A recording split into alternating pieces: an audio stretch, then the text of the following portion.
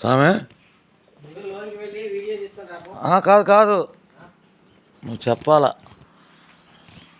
ఇక్కడ అమ్మవారు తపస్సు చేసిన గృహ జగన్మాత ఈశ్వరీదేవి అమ్మవారు 14 ఏళ్ల వయసులో తపస్సు చేసింది. 12 సంవత్సరాల వయసులో 14 ఏళ్ళు తపస్సు చేసింది. ఇక్కడ అమ్మవారు బ్రహ్మంగారి మనవరాలు.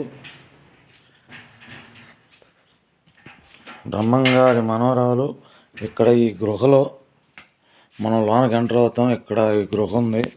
ఈ గృహలో అమ్మవారు తపస్సు చేశారు. జగన్మాత ఈశ్వరీదేవి అమ్మవారు. పూజారి గారు చెప్పండి అండి.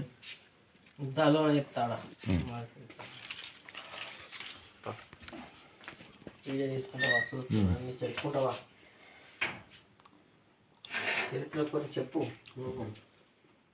తెలిసి ఇక్కడ నిత్య దీపారాధన జరుగుతూ ఉంటుంది. అమ్మవారికి ఎప్పుడు కూడా పూజలు భజనలు కార్యక్రమాలు బాగా జరుగుతూ ఉంటాయి. ప్రతి శుక్రవారం ఈ రకంగా మెడలు వంచుకొని అమ్మవారి దగ్గరికి వెళ్ళాలా.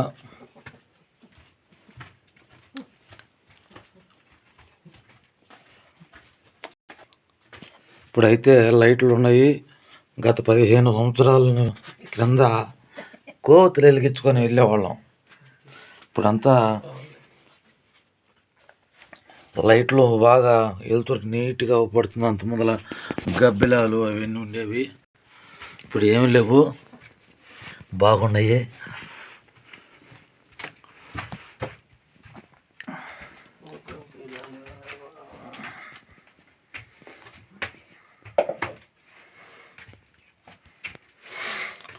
అప్పుడులో 12 సంవత్సరాల వయసులో అమ్మవారు ఇక్కడ 14 సంవత్సరాలు తపస్సు చేసింది.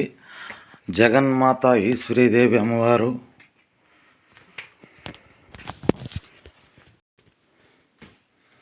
జగన్మాత ఈశ్వరీదేవి అమ్మవారు ఇక్కడ దీప నైవేద్యములు ఎప్పుడు కూడా 365 రోజులు కూడా బాగా పూజలు చేస్తూ ఉంటారు.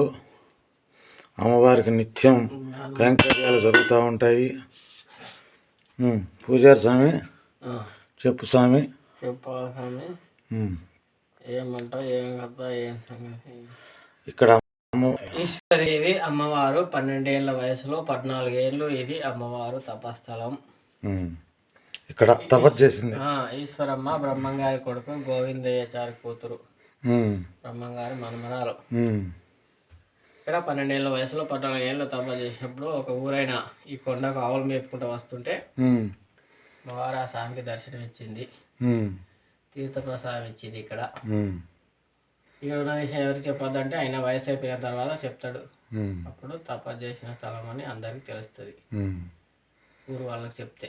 ఎన్నేళ్ళు అవుతుంది స్వామి ఈ తపస్థలం ఇక్కడ ఉందని?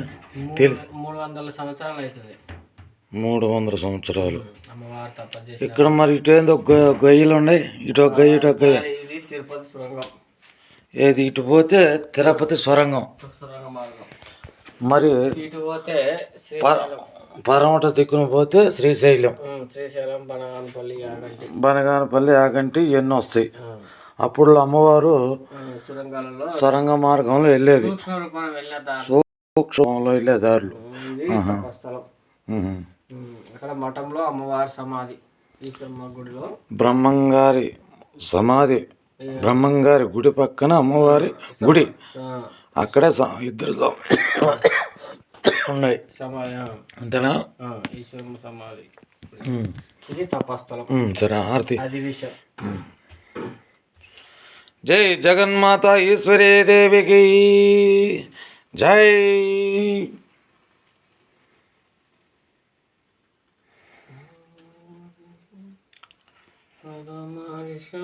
మంగళ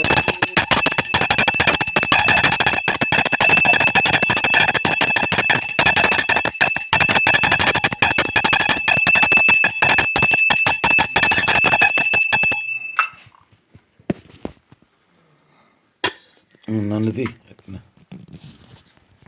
జై వీర బ్రహ్మ జై గోవింద మాంబ జై జై జగన్మాత జై జగన్మాత జై వీర బ్రహ్మ జై గురుదేవ మద్విరాట్ పోతి వీర బ్రహ్మ సాముల వారికి జై గోవింద మాంబకి జై